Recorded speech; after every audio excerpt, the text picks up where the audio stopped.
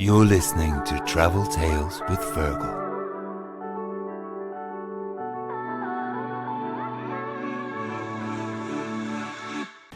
Hi, you're very welcome. I'm Fergal O'Keefe and I've got a great episode today for all lovers of travel and food.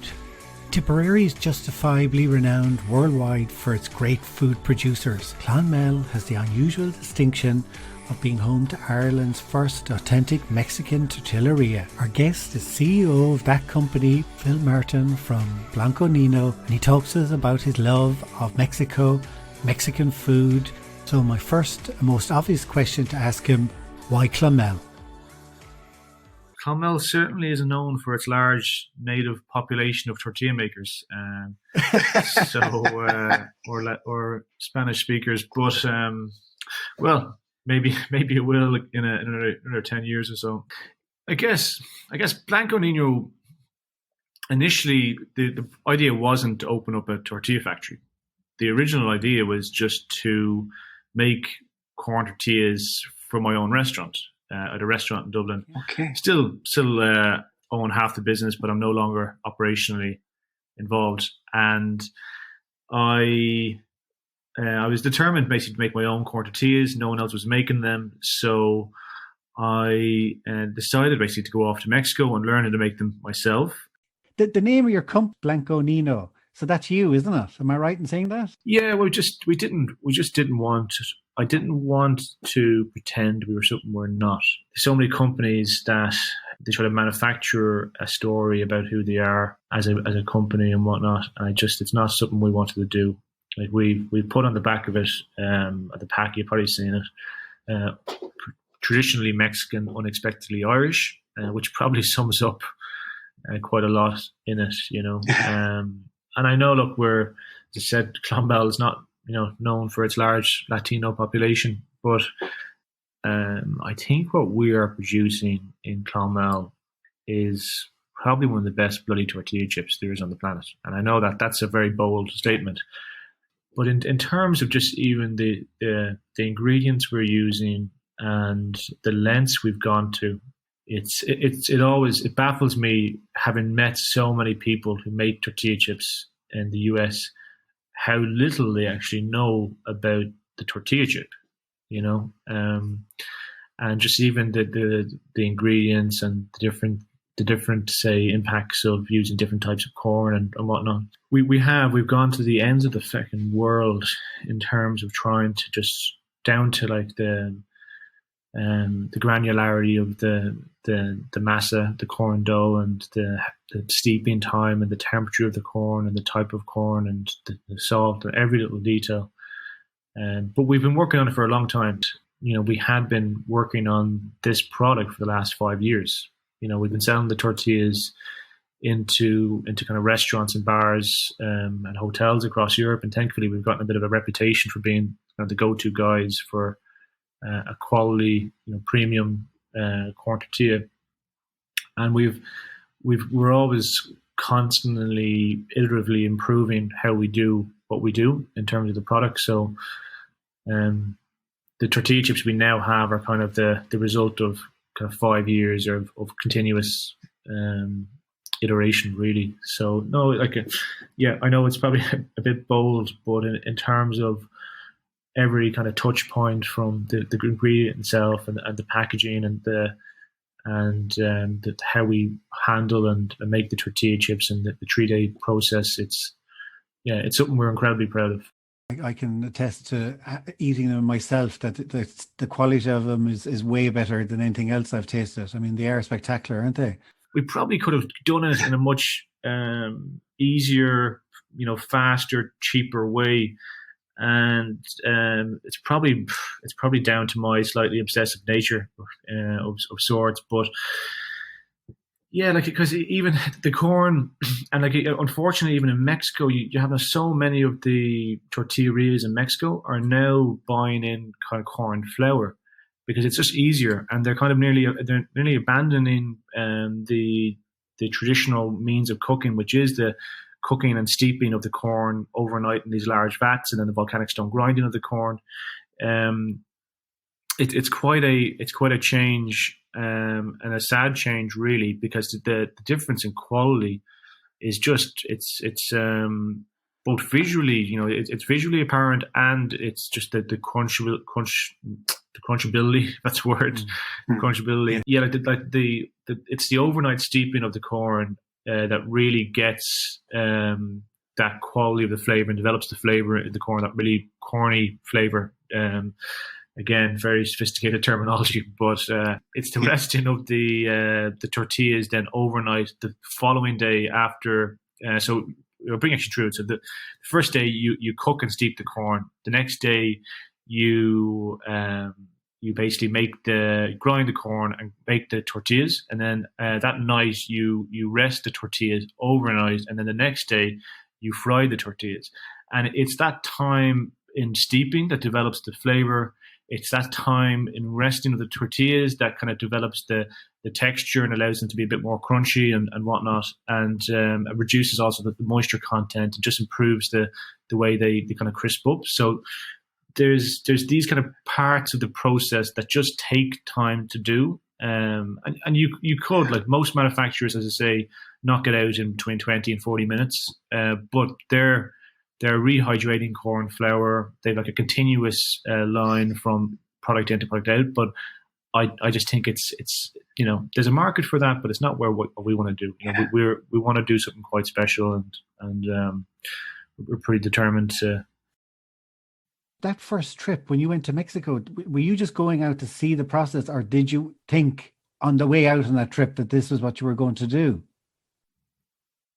Well, see, I'd been to Mexico prior to this trip, to say the trip where I was like, right, I want to go out here and I can learn how to make, corn tortillas.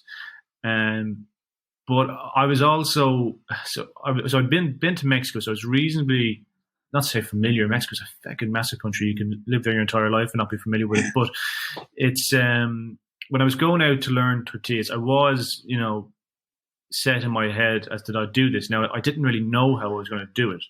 I said, look, I'll arrive up in Mexico City and I'll try find someone to bring me to a farm. And my idea was, look, if I go to the very first part of the process, being sticking bloody corn in the ground, someone along the way will be able to tell me, what's the next stage, or where they could introduce me to someone else who could introduce me to someone else.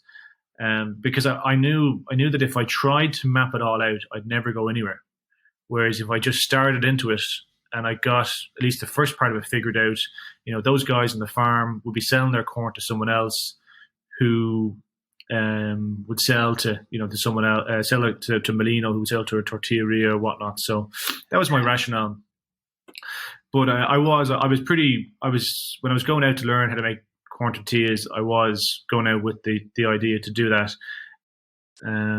I basically went from what's called the milpas, which is basically corn farms, is the kind of the direct translation.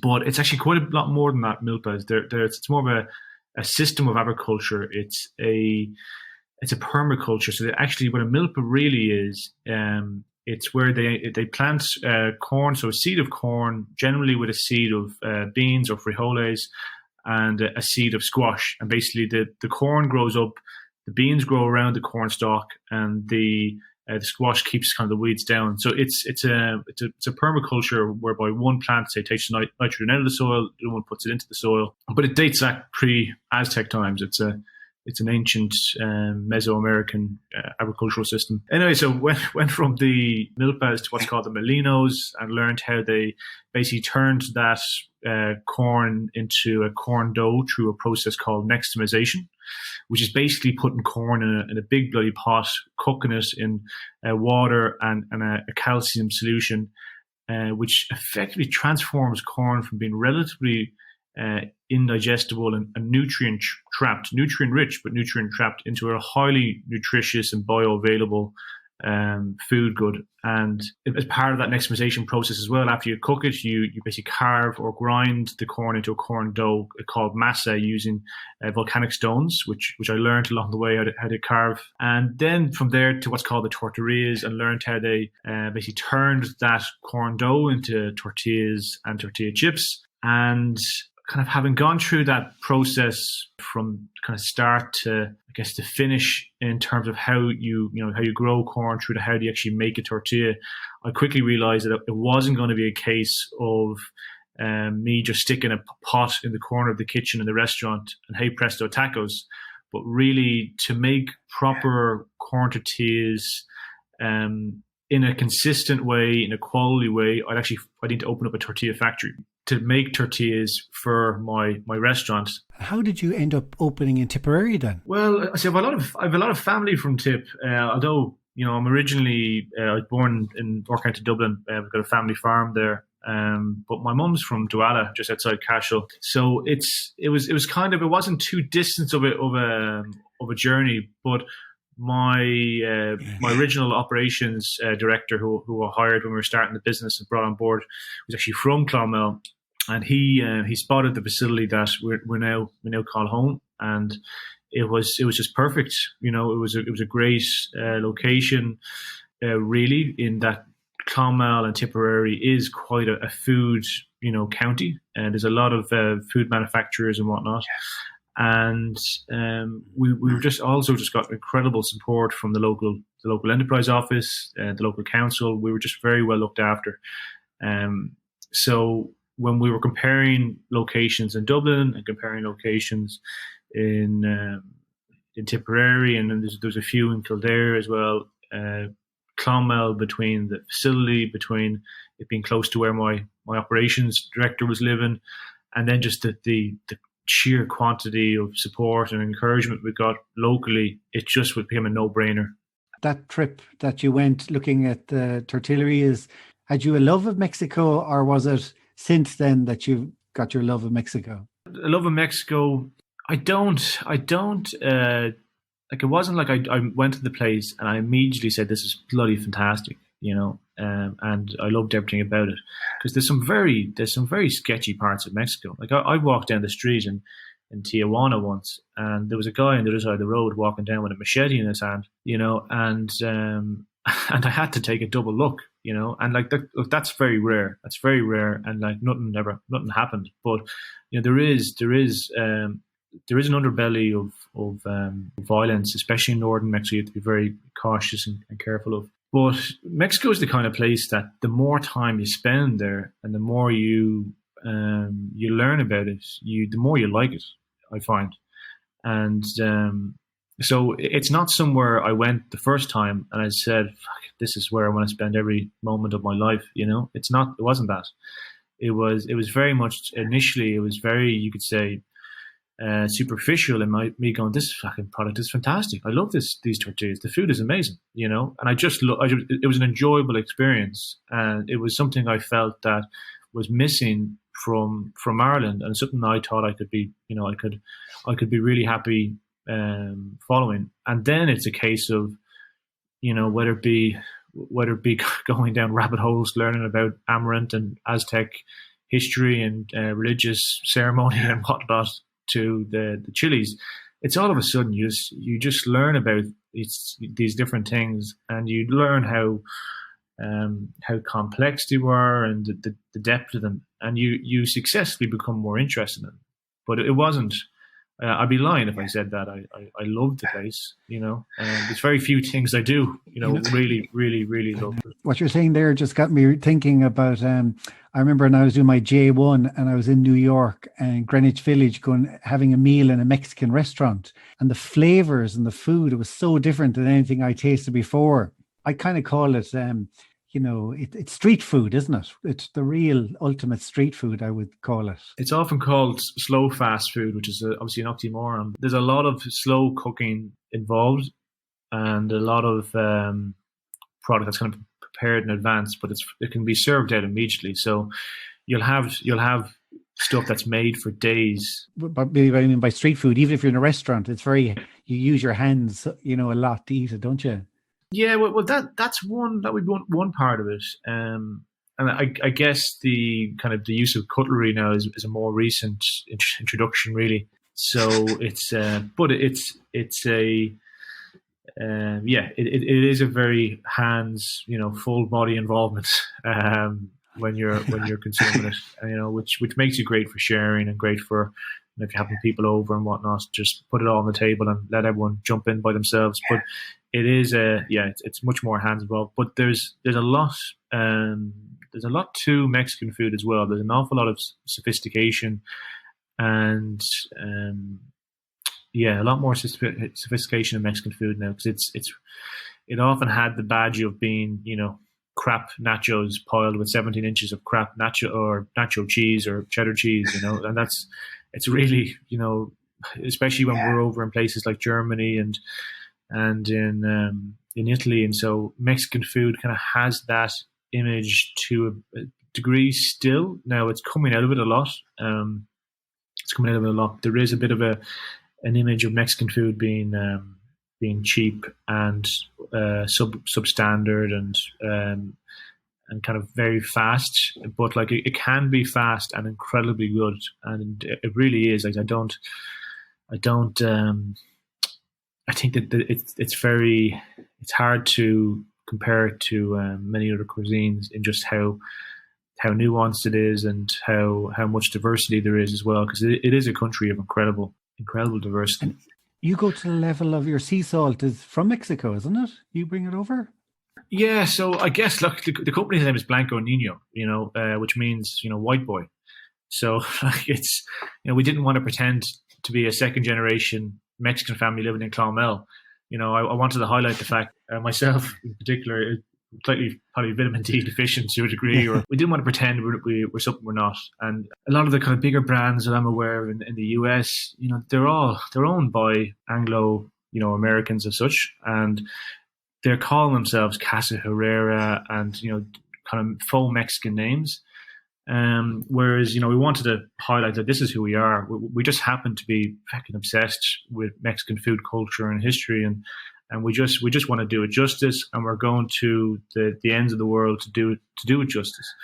But because of that, we feel a bit of a sense of we want to build our links as much as possible and do as much as possible for kind of the country that we owe so much to. And a part of that was looking at microfinance schemes and like what they call corporate social responsibility schemes. And everything I looked at really just seemed very prone to corruption and prone to just not really being a sustainable way of working. So I decided that look, rather than trying to find suitable charities that we could partner with, what I wanted to do, and I go back a step, what I wanted to do was I had three objectives around our say social responsibility part of the business. One was to aid in the alleviation of poverty in communities in Mexico. Two was to basically assist with the preservation of Mexican food culture and history from one generation to the next. And the other one was biodiversity and improving the biodiversity of the plants and so on. Because, corn, there was over 800 varieties of corn, and most of them now aren't actually in common agricultural practice anymore, being used. So anyway, so that was kind of the background of our wants or our objectives. And what I came across and have been coming across, and we've gone after it with each of our products, but the salt is obviously the first one, was to find partners, producers who are ticking those boxes through their own efforts.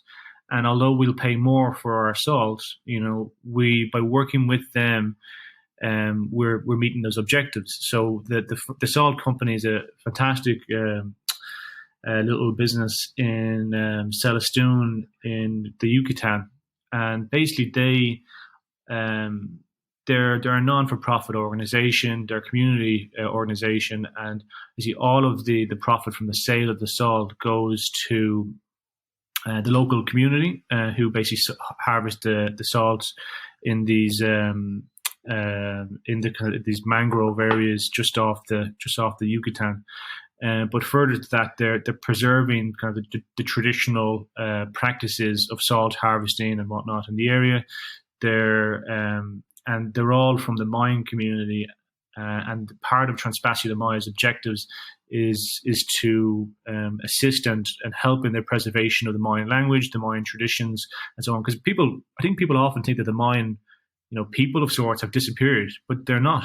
They're still, the whole Yucatan area is still an area where the Mayan language is still spoken, where traditions are still used. But in a generation of the internet, where we're all able to communicate instantaneously, a lot of that is deteriorating, because it's easier to just speak English and especially when English is the language of commerce and whatnot, than to learn Mayan.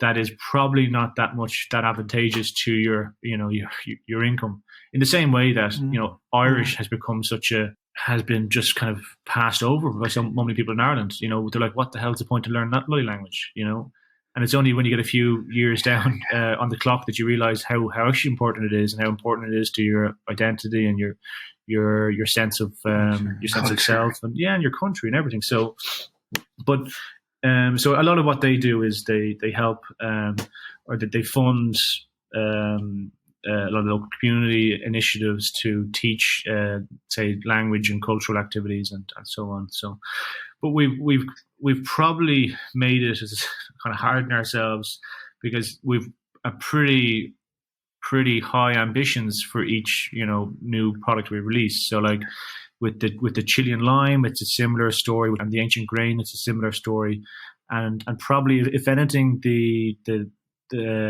salted one is a little less deep in its story, in that, like the Chilean lime one or the ancient grain one is you could do a documentary on it all by itself. Like it's a combination of blue corn and amaranth.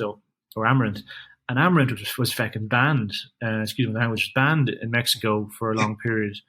Not because it made you hallucinate or anything fun like that, but it was second only in Aztec times to corn in consumption. And what happened was the conquistadors, Cortez and the lads, arrived up in Mexico, and originally they thought it was brilliant. They loved the stuff. They thought it was fantastic. And then in December in our calendar, the Aztecs and the Mesoamerican people had festivals of where they would basically grind up amaranth with and mix it with honey and make statues of their deities from this kind of amaranth honey mixture. And anyways, they parade these statues around town, and then they get to the end of the parade of sorts, and they'd break them apart and consume them. And Cortez and the lads were like, "You feckers this is blasphemy. You're copying our Catholic, Christian communion tradition, consuming the body of Christ, that whatever." And they banned it. And, I think the only relevant, or only anywhere near relevant or comparative, would be if we banned potatoes back in today in Ireland. If people consumed, tato at mass on Sunday, and that this wasn't only just a big part of their diet, but it was so integral to their culture, and that's the really fascinating thing about Mexico, because people talk about world cuisines and they talk about, whether it be Thai or Indian, or Italian, but in Mexico, food is not. It's not just a functionary thing. It's not just fucking stick it in your belly and you'll do you for the day. It's like if you look at amaranth, like so much of their religious practice, their traditional, their cultural events, they're all quite integrated, whether it be culturally, a religious sense or ceremonial sense or whatnot. You have this kind of this integration of food and religion more than culture.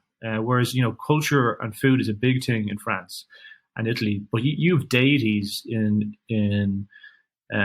Mexico for, say, corn and for amaranth, and so it's so much deeper. As I said, the only equivalent I could think of is if we were consuming tato at mass on Sunday, and you're holding up a cheese and onion. Is it still like that? Like with festivals now in Mexico, is it still very much part of the culture? Do you think, or?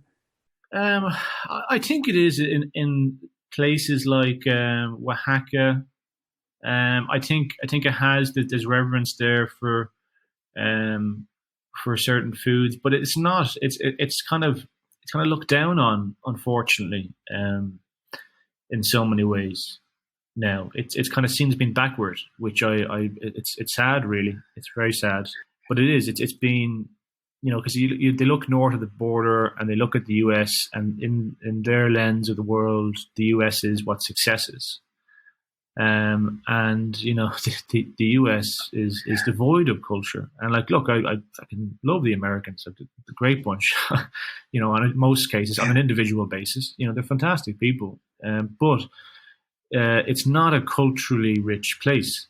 And you look at somewhere like Mexico, and you're like, my God, turn over any bloody rock here, and there's a story behind it, and there's reverence to the kind of practice and why they do it, and that this is also, it's in terms of history.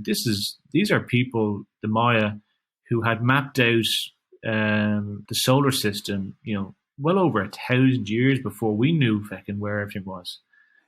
So when you look at, in terms of their history, it's just incredible.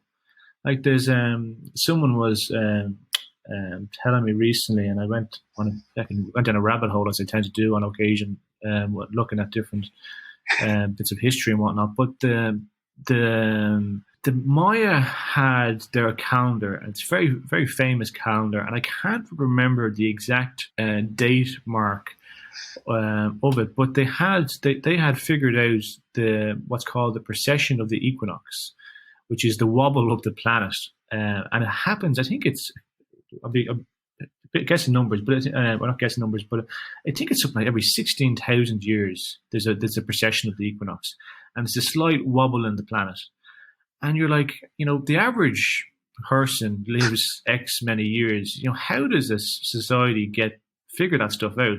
And it was only recently, maybe 30 years ago, that we realized that this incredibly long calendar that they had,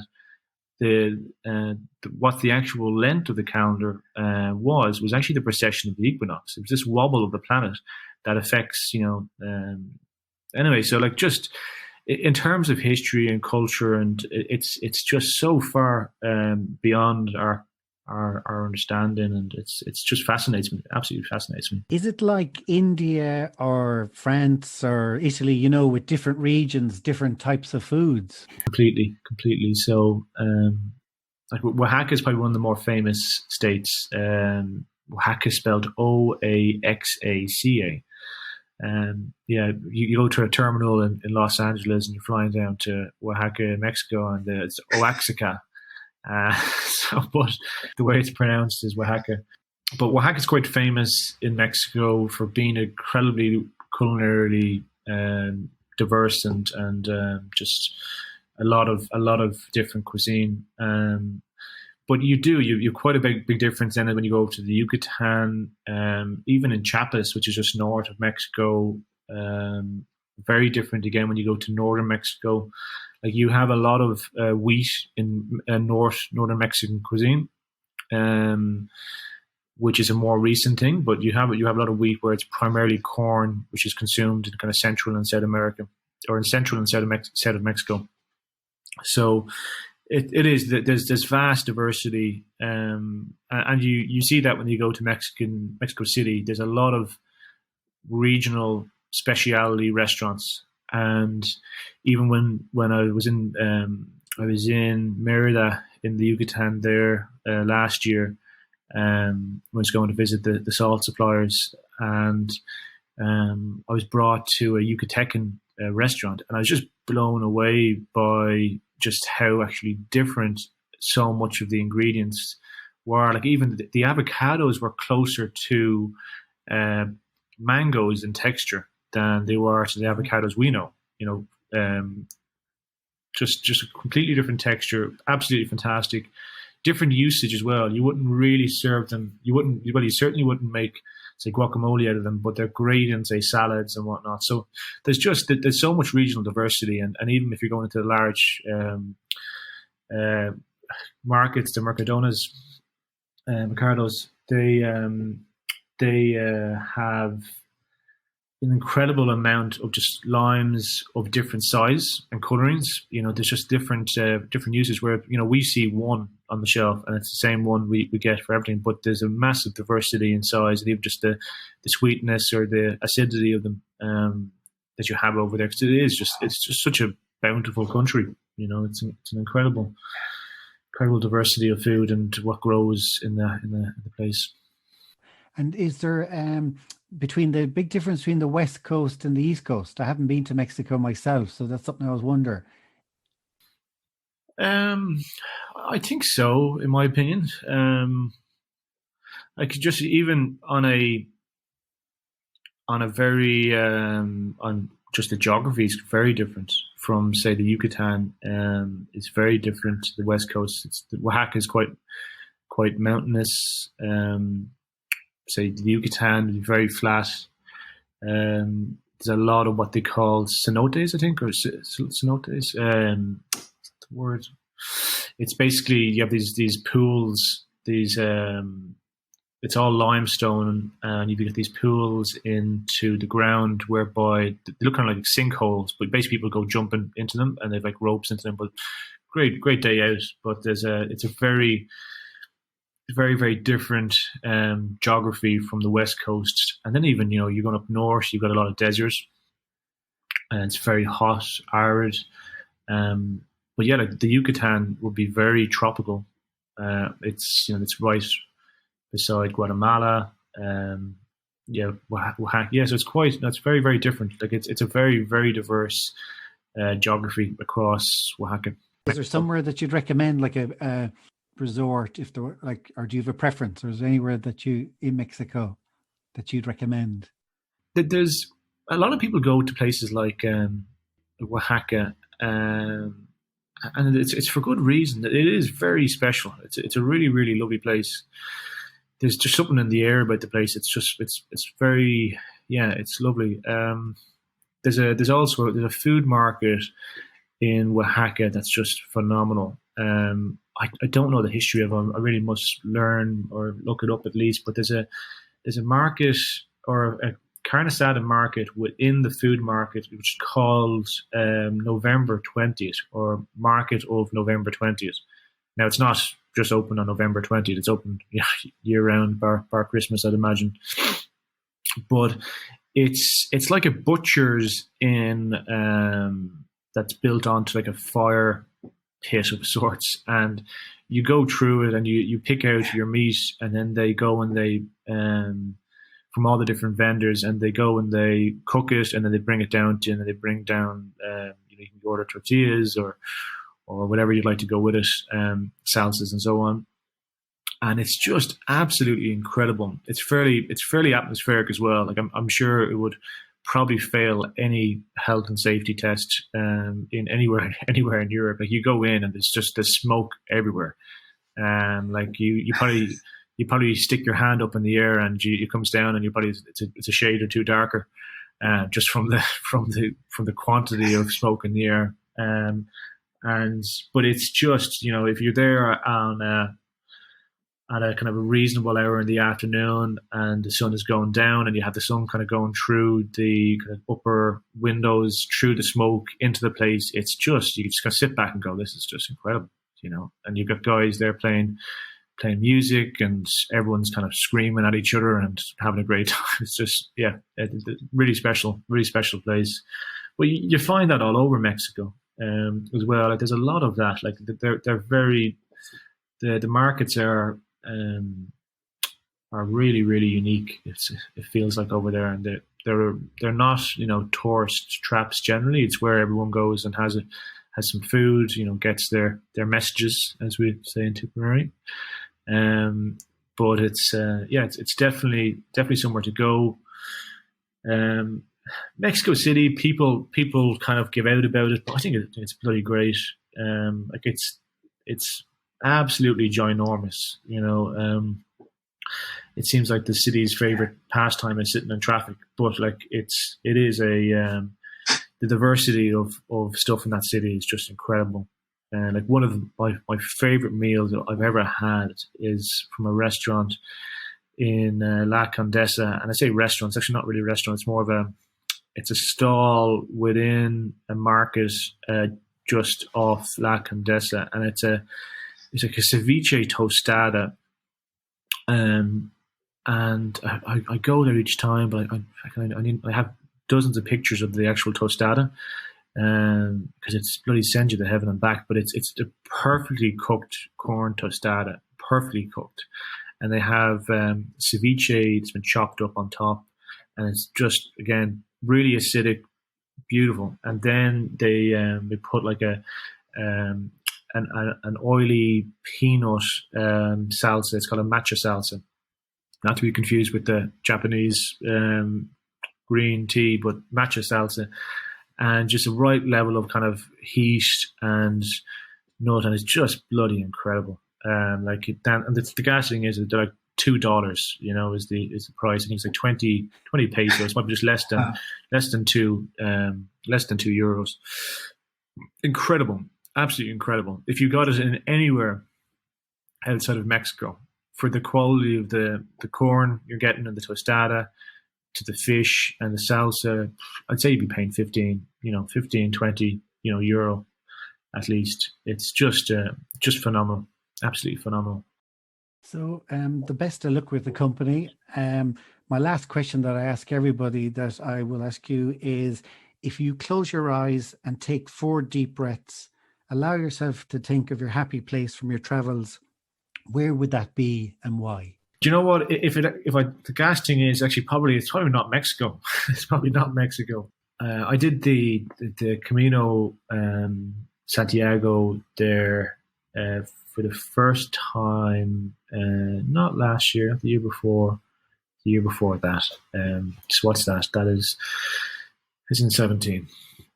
And I did it with a really good friend of mine from school. I was planning on doing it by myself, and then he wanted to come along as well. So I was like, let's go. And we did it. And my God, every single day, was a story I could tell you. But we got into a particular town, and it's the town after Rosavalles on the Camino. I can't remember the exact name. But anyway, we had a few drinks, as you do, following the walk of the day and a dinner. And when we'd arrived into town, there was some kind of festival going on, and everything set up, and there was this kind of individual hand clapping in the air type thing. It's hard to describe, but it was a great bloody laugh. But I remember kind of taking a few minutes and walking up to the bridge as you come into town. And it's a tiny little town, and the bridge is this really beautiful arch bridge that could probably only maybe fit 2 people side by side as you walk over the bridge, and the water's was rushing underneath, and kind of you're back, or you're faced to the town and you're back to the forest, and you have looking in the middle of the night, you've the silence of the forest behind you, which we walked through that day, and then you're looking into the town, and you've all the various goings on and activity, and there was this kind of firework bull, which probably similarly wouldn't be allowed under any health and safety rules in Ireland, whereby they just strapped fireworks to a bull, a mechanical bull, and then that someone held, and then they ran around the place firing fireworks at everyone. So just absolute bedlam and madness, but the very best of it. And so I remember just sitting. I remember just sitting on the bridge. I had a beer in my hands, and back to the forest, face to the town, and just thinking it was absolutely bliss and just completely calm and chilled out. So, and especially when I spend kind of all day every day, like running a million miles an hour with the business, kind of little moments of absolute calm are really really really nice. So that's what I think of. Yeah, I think there's something particularly about walking, when you go into that zone, there's nothing like it, isn't there, for clearing the head? No, there's not, and especially on that particular journey, that trip, I turned off my phone for effectively, I think it was like a week, week on, a week off, or say a week on, and then I'd turn it on for a day and catch up with all this stuff, and then I'd turn it off again. So that's the most I could achieve in terms of time away from the business. But I think we're all so switched on, always on at the moment, that it's you kind of forget, what it's like when you have a bit of time without the phone on constantly. So, but yeah, kind of that regiment of especially with the Camino, whereby you get up when it's still dark and you're walking through the forest, the sun rises, you're eating on a trail, and then you're arriving into a new town each day. You see everything for the first time, and you go to bed in that town, and you get up the next day and go somewhere else. I think it's very it's really lovely, really great way of kind of resetting and resetting the clock of sorts. My favorite feeling is at the end of the day, or in your socks, and you put your sandals on. Legs are tired, but it's from achieving a walk. It's nothing like it, isn't it? Yeah, absolutely. It's I could probably do a course on how to mend blisters after those two trips. The amount of pain, the pain that was gone through. So yeah, when you get to the end of each day, you do very much feel you've deserved a little bit of a break. Yeah. I have a friend who did that walk from France into Spain, that leg of the Camino, with a couple of her girlfriends last summer, and she described the late afternoon in the village. She said it was comparable to après-ski, that everybody kind of arrived into town. She said the pubs, the places would be packed, it was buzzing. I know, it's brilliant. Yeah, well, like it's, look, I wouldn't be quite far from being a terribly religious person, but I didn't do it for that reason. And I think a lot of people who mightn't be terribly enthusiastic about it as a concept get kind of put off by the idea of thinking that they're going to have Ned Flanders following them around for fucking a few weeks, on this thing. And it's not the case. Everyone, you don't have, surely there's people there who do it for different reasons, but you don't have that kind of sense to it. At least I didn't feel like we did anyway. And there's things there to participate in if you want, but by no means is it compulsory or seen as being absolutely required as part of the trip. So no, I can think of many moments on that particular trip that probably some of the better times I've had over the last few years. So no, I'd recommend it to everyone. Yeah, I'm not particularly religious either, but I have to say that anytime I do go on walks, like those long walks, when you feel close to nature, it is kind of a religious experience, I find anyway. Yeah. Like you can put whatever word you want on it, but it's a meaningful. Yeah. Like I remember one of the most atmospheric things I've ever experienced was one of the days again on actually the Camino. We had we kind of collected people along the way, kind of joined the kind of was walking each day, and we had a pile of these Italians who were great crack. And a few of the girls who were with us were incredibly diligent about where we should be staying. And I'm glad someone did some organising, because we weren't really. We kind of tended to stop where we stopped, and that was it. And if there was somewhere that happened to have a bed within close proximity, we were happy out. So, but they picked this particular place, which was it was an old monastery, and it was what's called a donativo, whereby you kind of pay as you please, basically. But we arrived into these monks, and they fucking greet you with a big bloody hug, and they They show you where you're sleeping. Where you're sleeping is basically it's a mat on the ground. It's like it's not going to be on any 5-star hotel listing. But anyway, so you're shown where you're sleeping, which is basically a big room with mats. And then you're told, look, everyone has to contribute to make dinner. Everyone has to chip in. So then you have all of these, strange people who you haven't met before, some you've met before, who are making dinner together. And then they go around and they basically tell, you get these people to sing and whatnot. I have no ability. I've absolutely tone deaf. Anyway, after dinner, they said, everyone needed to do this. They didn't call it mass. They called it something. I can't remember what they called it, but basically, it's where they bring you into this kind of little area, which is at the top of the church, or the back of the church at the top. When you walk into into a church and you walk up the aisle and you look behind you where the choir usually is, it's that kind of area there. Except it was used not for a choir, but for where the priests would meet and to congregate and whatnot. So you had these chairs that were built into the wall. These really ornate chairs that were built into the wall. But the entire thing was completely dark and black. But for the end of the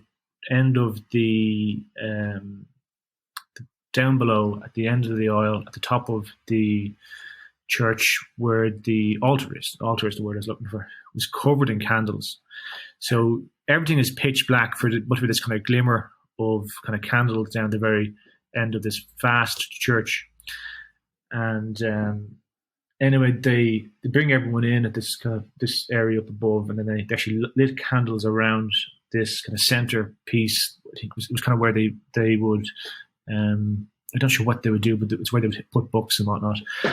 But the two monks started singing "Knocking on Heaven's Door," and then they asked people to go around and kind of share experiences and whatnot of what they were happy for and grateful for and whatnot.